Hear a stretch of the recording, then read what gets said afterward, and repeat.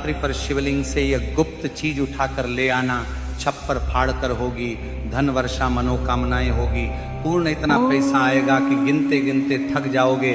भगवान भोलेनाथ जी के आशीर्वाद से आपके जीवन में बहुत उन्नति होगी। श्री शिवाय नमस्तुभ्यम महाराज। जैसा कि आप सभी जानते हैं कि महाशिवरात्रि का प्रिय दिन हमारे महादेव को समर्पित होता है। और महाराज, साल में कुल 12 शिवरात्रि आती है, लेकिन जो फागुन मास की शिवरात्रि होती है इसका विशेष महत्व होता है, क्योंकि इसी दिन भगवान शिव और मां गौरा का विवाह हुआ था। इसीलिए इसका महत्व कई गुना अधिक बढ़ जाता है। और महाराज, ऐसी तिथियां साल में केवल एक ही बार पड़ती हैं। ऐसे में यदि इस दिन सभी शिव भक्त भोलेनाथ की विधि विधान से पूजा अर्चना करते हैं तो भक्तों की सभी प्रकार की मनोकामनाएं पूर्ण हो जाती हैं। इसी तिथियां के साथ महाराज 15 फरवरी महाशिवरात्रि पर व्रत रखने से भगवान शिव और माता पार्वती की विशेष कृपा प्राप्त होती है।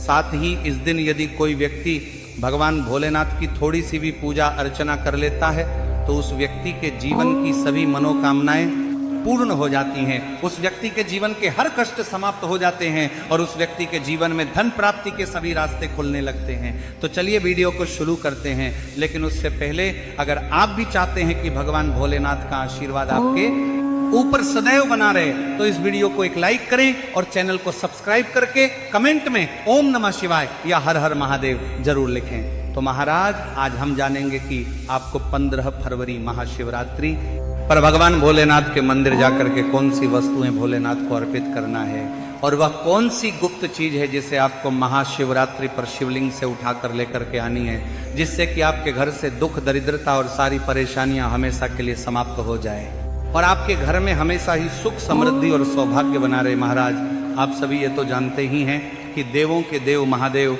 यदि किसी व्यक्ति पर अपनी कृपा कर देते हैं तो साक्षात्कार काल भी उसका कुछ नहीं बिगाड़ पाता है। इसीलिए भक्तों, आज की इस वीडियो में हम आपको बताएंगे कि कैसे आप भोलेनाथ को प्रसन्न कर सकते हैं, भोलेनाथ का आशीर्वाद प्राप्त हो सकता है और किस प्रकार से आपको इस दिन भोलेनाथ की पूजा अर्चना करनी है, और साथ ही वह कौन सी गुप्त चीज है जिसे आपको इस दिन शिवलिंग से चुपचाप लेकर के जाना है, ताकि आपके घर पर अन्न और धन का भंडार कभी भी कम ना हो।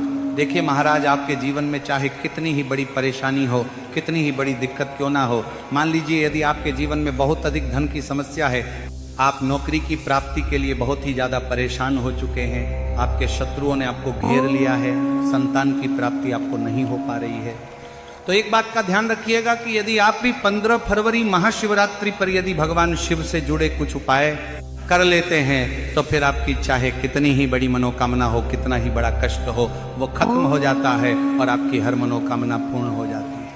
मान लीजिए यदि आपके ऊपर कोई दोष लगा हुआ है, जैसे वास्तु दोष, शनि दोष, पितृ दोष या कोई भी दोष लगा हुआ है, तो आपको महाशिवरात्रि पर यह गुप्त चीज शिवलिंग से लेकर के आ जाना, आपके जीवन से सारी परेशानियां दूर हो जाएगी और आपके जीवन में धन आने के सारे मार्ग खुल जाएंगे। महाराज, एक विशेष बात का हमेशा ध्यान रखें कि जब भी हम भगवान भोलेनाथ की पूजा करते हैं तो हमें धैर्य रखना चाहिए, विश्वास रखना चाहिए और श्रद्धा के साथ भगवान भोलेनाथ की पूजा करनी चाहिए, क्योंकि भगवान भोलेनाथ बहुत ही भोले हैं।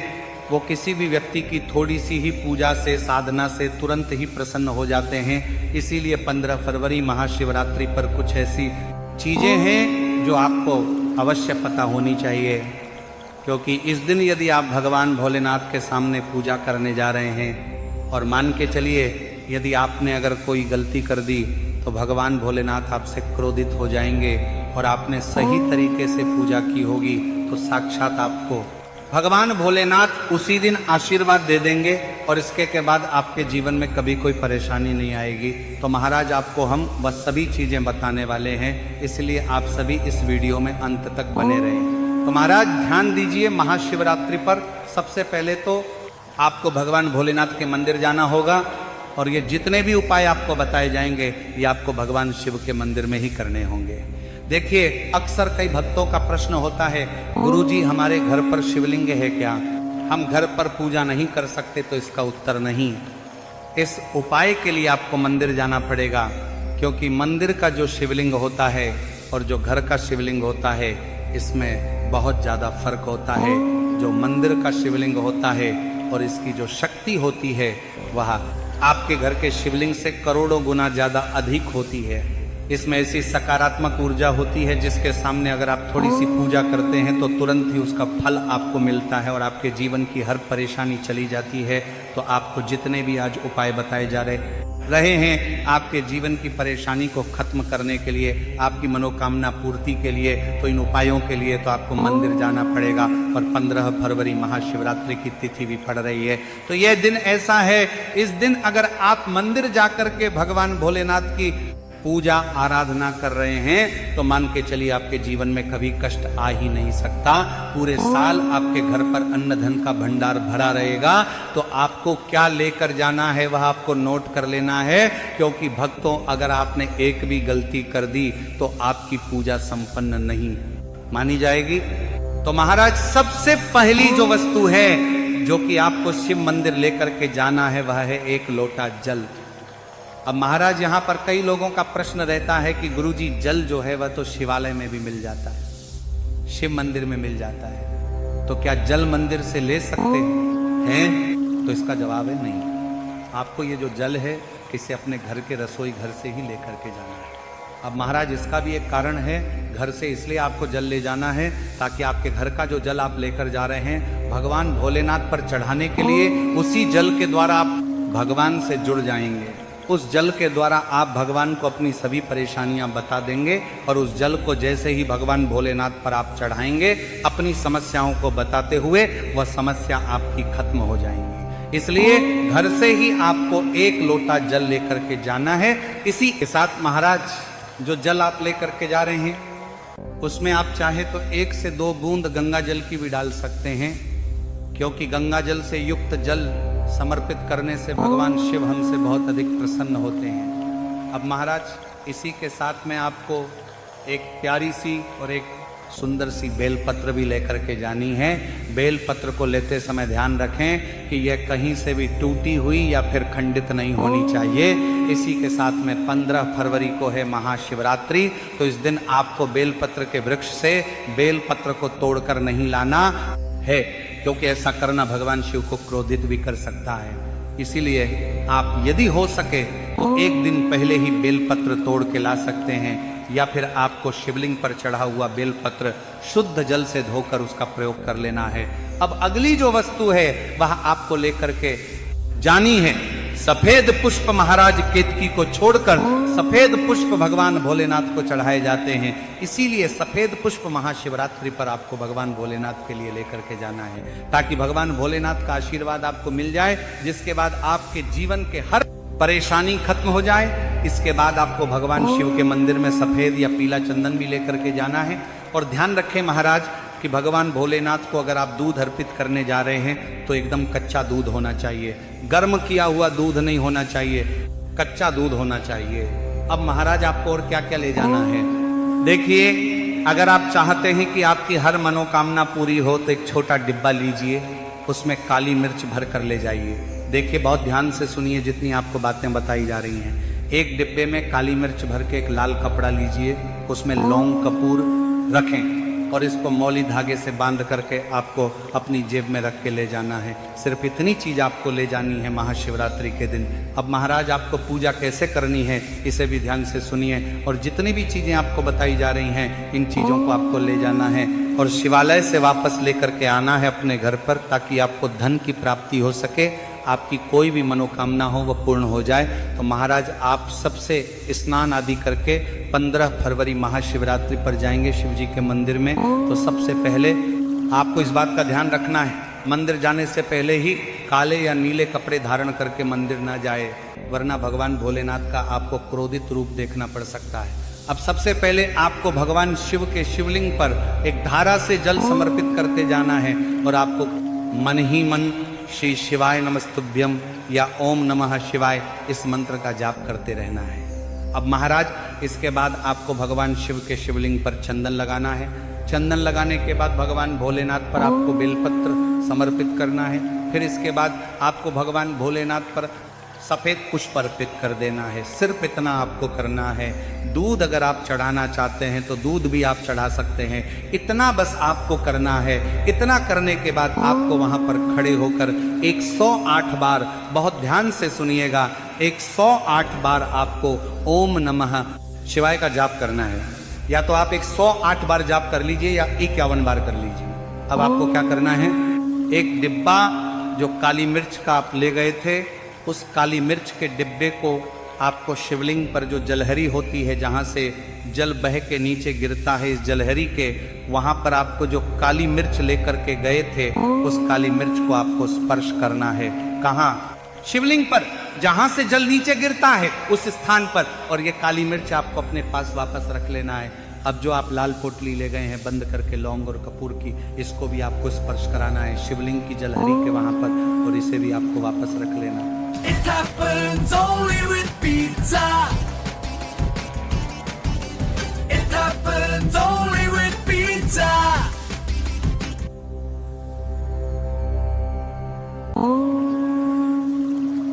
ब्रो बवाल 5 मिनट 5 मिनट 5 मिनट में बाइक और कार गो फ्री यार रैपिडो।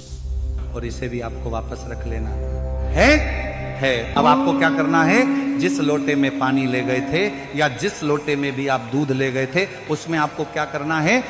देखिए, आप सभी को पता है कि जब भी हम शिवलिंग पर जल अर्पित करते हैं तो वह शिवलिंग से होकर के जलधारी की ओर बह के आता है और नीचे गिरता है। तो जहां से भी वह जल नीचे गिरता है वहां आपको अपना ये लोटा रखना है और इस लोटे में आपको कुछ जल वापस झेलना है। महाराज ध्यान रखिएगा, जो आप लोटे में जल भरकर ले गए हैं वो जल आपको वापस बचाना नहीं है, वो तो पूरा आपको भगवान भोलेनाथ को अर्पित कर देना है। अब महाराज आपका सवाल रहेगा कि कई लोग शिवलिंग पर जल चढ़ा रहे हैं, इस बात की चिंता ना करें, क्योंकि भगवान भोलेनाथ के शिवलिंग पर जब भी जल चढ़ाया जाता है तो वह अमृत बन जाता है। कहा जाता है कई देवी देवता शिवलिंग के पास अदृश्य रूप में खड़े होते हैं ताकि शिवलिंग से गिर रहा जल वह धारण कर सके। कितना पवित्र होता है शिवलिंग पर जल, गिरता हुआ जल। तो शिवलिंग से गिरते हुए जल को आपको अपने लोटे में ले लेना, सिर्फ थोड़ी सी बूंदे ले लेनी है। अब आपको क्या करना है, आपको घर वापस आना है जो आपने लोटे में जल लिया है। इसको घर पर आते ही घर के लोग जो हैं आपके, उनके ऊपर थोड़ा थोड़ा जल छिड़क देना है। घर के हर कोने में जल छिड़क देना है, घर के मुख्य द्वार पर जल छिड़क देना है। तो सबसे पहला कार्य तो ये करना है। इतना कार्य करने के बाद आपके घर पूरे साल बुरी शक्तियां प्रवेश नहीं करती हैं। यानी कि यदि आपके घर पर कोई काला जादू, काली विद्या करवाने की कोशिश करेगा तो आपके घर पर नहीं कर पाएंगे। इससे आपके घर से नकारात्मक शक्तियां चली जाएंगी और सकारात्मक आ जाएगी। अब महाराज, जो आप काली मिर्च को भगवान भोलेनाथ जी के शिवलिंग से छुआ कर लाए थे, इसको पूजा घर में रखें। ये जो काली मिर्च का डिब्बा है आपके पास, इसे कभी भी आप किसी शुभ कार्य के लिए निकले, जैसे कि मान लीजिए आप बिजनेस मीटिंग के लिए जा रहे हैं, नौकरी की प्राप्ति के लिए जा रहे हैं, काली मिर्च करके मुख्य द्वार से पहले रख के उसको कुचलते हुए निकलिए। ऐसा करने से आपको आपके काम में जो भी बाधा आने वाली होंगी वह बाधाएं भगवान भोलेनाथ के आशीर्वाद से अपने आप है हट जाएंगी, और आप जिस कार्य के लिए भी जाएंगे उस कार्य में आपको सफलता मिलेगी और आपको भगवान भोलेनाथ का साक्षात आशीर्वाद मिलेगा महाशिवरात्रि के दिन, और आपके जीवन से हर परेशानी चली जाएगी। इसी के साथ महाशिवरात्रि की रात आप अपनी सभी प्रकार के बुरी अनिष्ट शक्तियों से छुटकारा पा सकते हैं। जो लोग भोलेनाथ माता पार्वती की पूजा करना चाहते हैं वो इस दिन अपने घर पर पारद शिवलिंग रख लीजिए। तो सबसे पहले तो आपको अपने घर पर रखें, शिवलिंग का पूजन करना है, फिर गुड़ से युक्त जल हुआ पंचामृत हुआ, इससे आप इस दिन भोलेनाथ का अभिषेक कीजिए। दूध, दही, घी, शहद, शक्कर, पंचामृत बना करके अभिषेक कीजिए। इसके बाद महाराज फिर भोलेनाथ का श्रृंगार कीजिए, चंदन चढ़ाए, अक्षत चढ़ाए, जनेऊ अर्पित कीजिए।